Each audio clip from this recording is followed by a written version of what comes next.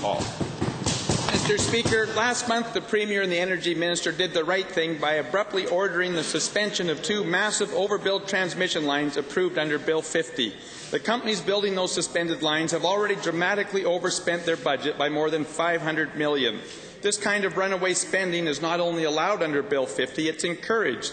Companies are guaranteed a rate of return based on their expenditures. In other words, they're paid to spend money. To the Energy Minister, have you sent a letter that prohibits these companies from spending more money at the taxpayers' expense, or are you not even allowed to under Bill 50? The Honourable Minister.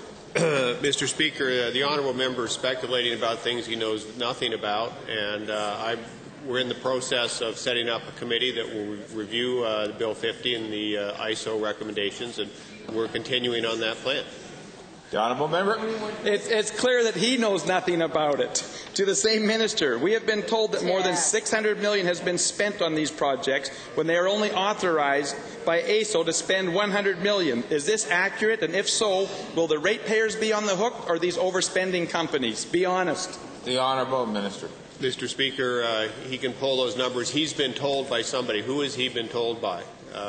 Those speculative answers those speculative questions don't get answers in this chamber. The Honourable Member. So where do they come from then? This is unbelievable how disconnected you guys are.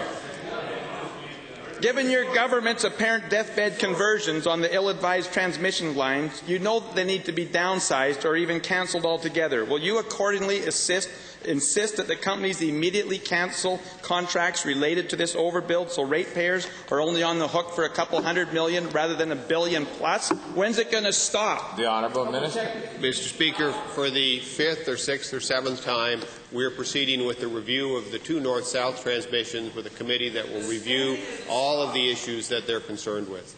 The Honourable Member for